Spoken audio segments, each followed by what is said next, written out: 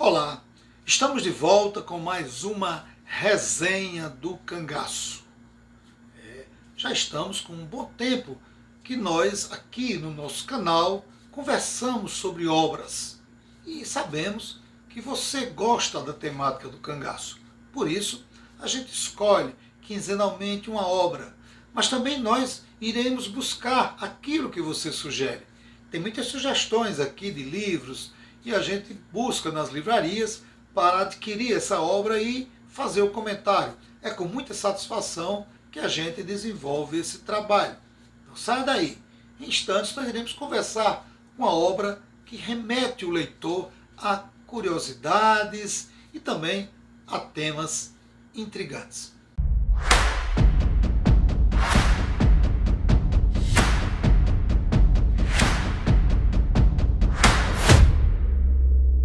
No programa de hoje nós iremos conversar sobre esta obra, Cangaço e Outros Temas, uma coletânea, edição comemorativa aos 90 anos do ataque dos cangaceiros a Mossoró. O organizador, Paulo Medeiros Gastão, coleção Sbeck, Universo das Caatingas, volume 10, Mossoró, 2017, 95 páginas. A obra, como eu já disse, é uma coletânea de artigos assinados por pesquisadores ligados à SBEC, Sociedade Brasileira de Estudos do Cangaço. São 6 artigos, assinados por Ângelo Osmiro Barreto, Carlos Eduardo Gomes, José Humberto Dias, Múcio Procópio de Araújo, Paulo Medeiros Gastão e Verluce Ferraz. Cada artigo corresponde assim a um capítulo do livro, e assim é que está distribuído no sumário. O livro é dedicado aos artesãos residentes nas caatingas nordestinas e, em seguida, uma breve apresentação dos autores e seus respectivos textos. No final de cada texto, uma breve biografia de cada autor. O primeiro artigo é assinado por Ângelo Osmiro, pesquisador e sócio da SBEC, e tem como título Gustavo Barroso, o João do Norte. O texto começa com uma citação do biografado alguns dias antes de seu falecimento, em 3 de dezembro de 1959. O autor faz um breve histórico do Gustavo Barroso, mostrando seus pseudônimos e sua trajetória de vida, tanto do período estudantil como depois já como profissional na área jornalística. Também coloca no texto uma citação de autoria do biografado e que onde ele opina sobre Juazeiro nos tempos da sedição. Não se sabe se a opinião do Gustavo é direcionada ao padre, mas isso deixa entender que sim. Barroso chama o sertão de um meio anárquico e retardado. Aqui já se tem uma ideia, uma pequena ideia da visão de mundo de Gustavo Barroso. Logo em seguida, o autor retrata o lado integralista do biografado associado ao seu lado fascista, o que viria a sofrer inúmeras críticas pela sua posição política e ideológica. Gustavo escreveu crônicas para a revista Cruzeiro, inclusive sobre o cangaço. O primeiro livro de Gustavo Barroso foi Terra de Sol, Natureza e Costume do Norte, em 1912. O texto traz ainda uma lista de obras do biografado e as preferências do autor. Destaca as obras que narra sobre o cangaço, Heróis e Bandidos, em 1917, e Almas de Lama e Aço, em 1930, onde Gustavo Barroso defende que as origens do cangaço estão nas causas ambientais e sociais. Na obra, o autor também aborda a trajetória de vários cangaceiros. Ângelo conclui o seu texto fazendo algumas considerações e elogios ao biografado. O texto é uma reverência a Gustavo Barroso e sua obra. Mesmo sendo um texto curto, é possível ao leitor ter acesso a algumas informações sobre o biografado, não o suficiente para conhecer sua trajetória de vida como escritor e político.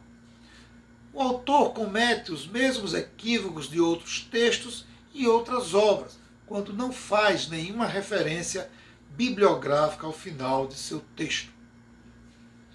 O segundo artigo é de autoria de Carlos Eduardo Gomes, pesquisador da literatura nordestina, e traz como título Cangaço, Ciência, Poesia e Imagem.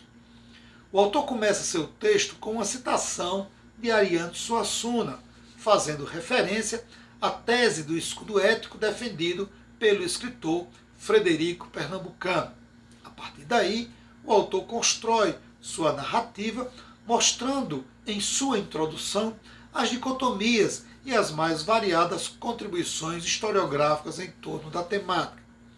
Continua seu texto comentando a obra de Billy Chandler, que passa a ser, a partir daqui, o ponto referencial para o autor nesse estudo. E mostra a obra de Chandler como uma obra importante para se compreender o cangaço. Mais uma vez, ele vai buscar em Ariano Suassuna, no prefácio da obra de Frederico Pernambucano de Melo, referência para dar continuidade à sua narrativa em torno da obra de Chandler. Faz um contraponto entre a literatura de cordel contemporânea ao cangaço e as pesquisas elaboradas após o fim do cangaço, mantendo Chandler como referencial. Faz uma crítica à obra de Chandler por não colocar na íntegra a entrevista concedida por Lampião a Otacílio Macedo, publicado no jornal O Ceará em 1926. Como mesmo diz o autor, abre aspas, uma omissão que considero imperdoável cometida por Chandler, fecha aspas. Após a crítica, o autor reproduz parte da entrevista concedida por Lampião, sem citar a fonte, mesmo que anteriormente ele tenha colocado que a entrevista havia sido dada, publicada pelo jornal O Ceará. Mas, se ele cita, ele tem que colocar lá a fonte. Continua sua reprodução de alguns trechos da obra de Chandler, agora se referindo à reação do bando quando da entrada das mulheres e, mais uma vez, se volta à entrevista de Lampião. Segundo sua narrativa, encontramos mais uma comparação entre as narrativas ficcionais e as pesquisas com rigor científico. E aí volta-se para Chandler. Aqui o autor diz que a obra de Chandler é, abre aspas, um texto quase acadêmico, fecha aspas. Em seguida, o autor inicia uma nova etapa do seu texto, do seu artigo, agora uma discussão em torno da imagem fotográfica e cinematográfica dos cangaceiros, e sua referência passa a ser Abraão Boto, cinegrafista que ficou famoso por ter filmado o bando de Lampião. Constrói a narrativa descritiva do trabalho realizado pelo cinegrafista e também comenta sobre a obra de Elis e Jasmin. Também trabalha com fotografia. E uma outra obra que é a coleção Brasil 500, onde ele destaca o capítulo dedicado ao cangaço com o título Estética do Cangaço, que teve como curador o escritor Frederico Pernambucano de Melo, e conclui seu texto com uma citação de Paul Valéry sobre o estudo da história. O texto de Carlos Eduardo é convidativo, estabelece um diálogo interessante com as temáticas que se propõe, consegue segurar o leitor até o final. Eu só não entendi por que classificou a obra de Chandler como um texto quase acadêmico. Outras observações a fazer são as citações longas e a ausência das fontes bibliográficas ao final do texto. Utiliza as obras, mas omite de enumerá-las ao final. O artigo seguinte é do cineasta, pesquisador e escritor José Humberto Dias, intitulado A Mítica glauberiana, um breve estudo em torno de Glauber Rocha e sua trajetória de criação. Intrigante, logo em seu início, o autor afirma que Glauber Rocha se autoproclamava cineasta do terceiro mundo e que, abre aspas, o enfoque regional é pretexto para o emblema universalizante, fecha aspas. E ainda que, abre aspas, seu fabulário percorre as veredas da livre poesia, da plástica geografia e do pesadelo dialético da história, fecha aspas. Assim, o autor define Glauber Rocha em sua introdução para depois construir sua narrativa, dividindo o texto em subtítulos bem intrigantes, a começar pelo subtítulo Grávida. Inicia afirmando que o sertão e o mar são as paisagens vitais do trânsito glauberiano. Se a segunda é molhada, horizonte acolhedor da fecundidade, portanto, feminina, já o sertão habita a aridez, um ambiente cinzento, desolado, agreste, talvez mais próximo da masculinidade, demonstrando um universo bipolarizado. Continua sua narrativa mostrando a paixão de Glauber pelo sertão, influenciado pela sua própria origem. Prossegue agora falando das impurezas, onde mostra o mergulho de Glauber Rocha na história dos sertões do Nordeste e sua identificação com os sujeitos e luta do homem da terra. E afirma que Glauber, muito cedo, identificou os 4 elementos que representam a região, assim nomeados o coronel, o tenente das volantes, o santo e o cangaceiro, sendo, segundo ele, apenas 2 amam o povo, o cangaceiro, vingador natural, e o santo, redentor dos pecados. E conclui afirmando que a resistência dos conselheiristas ao exército positivista leva a uma transformação na fisionomia do Brasil. No item seguinte, denominado Espantalho, continua sua narrativa em torno de Canudos, mais uma vez inserindo Glauber no cenário da guerra, levando-o a reconstruir em sua imaginação todo um emaranhado de personagens e situações vividas por elas. Em seguida, trabalha com o êxtase, onde afirma que, abre aspas, foi na empírica convivência íntima com a fome que Glauber intuiu a sua estética, fecha aspas. O autor constrói a trajetória do cineasta dialogando com cada sujeito presente em sua obra, seja o coronel ou o beato conselheiro. E conclui seu texto com a gentilidade, onde une o cangaceiro e o santo no mesmo plano, sendo 2 faces de uma mesma moeda. Transita em 2 mundos existentes no mesmo plano e mostra, dentro dessas contradições, onde estão Deus e o diabo na figura mítica do beato e do cangaceiro. O texto, bem construído, apresenta suas fontes, mesmo que as citações não atendam às regras estabelecidas pelas normas da ABNT, mas isso não torna o texto menos interessante. Não é proposta do autor produzir um artigo científico. A forma como dividiu o texto remete a uma imaginação que só um cineasta e literato consegue. O 4º artigo é de autoria de Múcio Procópio de Araújo, pesquisador e sócio da SBEC. Se trata de uma outra biografia, dessa vez de João Pernambuco, ou João Teixeira Guimarães.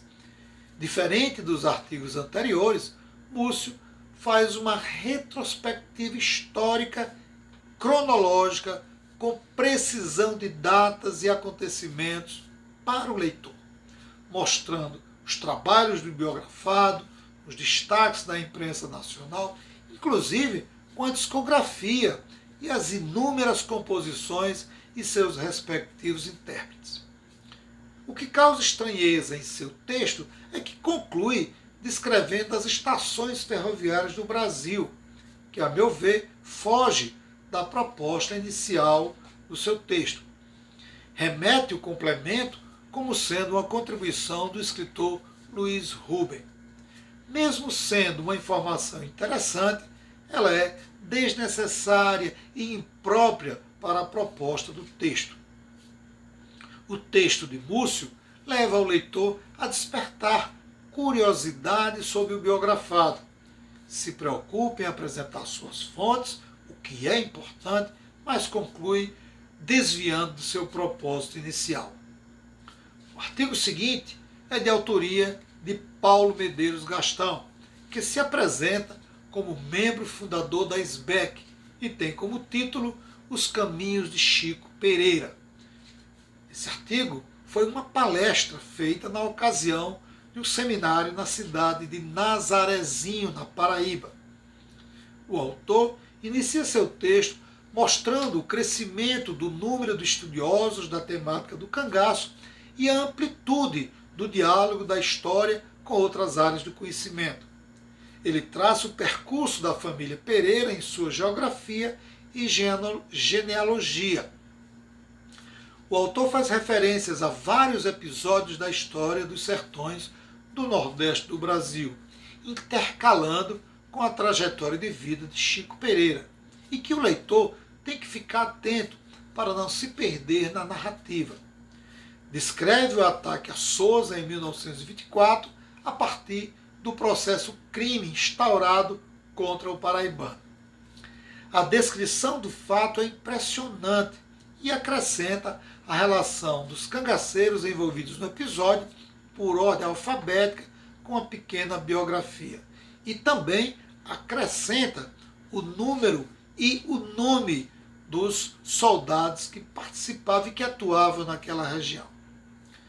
O texto não traz nenhuma referência bibliográfica ou fonte de pesquisa, apenas algumas sugestões de leituras no corpo do texto.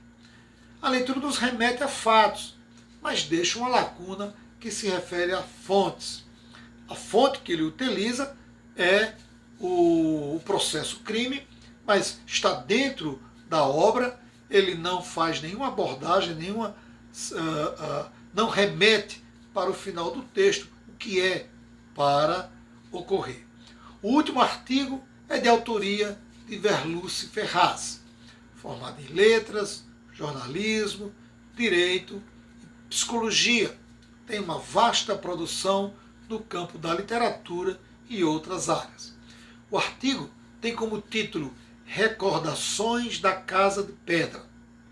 A narrativa da autora nos remete a um trecho de alguma obra literária onde o palco é o sertão de Vila Bela e os personagens são os já tradicionais presentes em obras sobre o cangaço, volantes, cangaceiros e famílias reprimidas por um ou por outro. Não traz referências ou fontes, deixando o leitor o critério de viajar na imaginação da autora.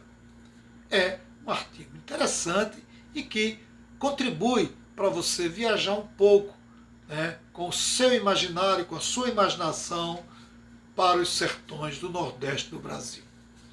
Antes de dar o meu parecer final sobre a obra, eu quero pedir a você que entrou no canal agora, que está assistindo ao programa, mas que não é inscrito ainda, se inscreva, dê o seu like, dê sua sugestão de obra, é importante para a gente. A obra tem as mesmas características de produção de outras que retratam o cangaço. Deixa boas informações ao leitor, e já mostra na capa que não se trata de uma obra exclusiva sobre o cangaço. Não são textos acadêmicos. Mesmo assim, se espera de cada autor, de cada autora, a preocupação com as normas estabelecidas para a produção de textos. É uma coletânea que merece ser lida e observada, como cada autor, cada autora produziu seus textos, suas linguagens, sua organização e como não pode faltar, em hipótese alguma, suas fontes de pesquisa e bibliografia. São fundamentais. Toda produção, todo texto, toda obra tem que trazer as fontes de pesquisas e a sua bibliografia. Ficamos por aqui, um forte abraço e até o nosso próximo encontro.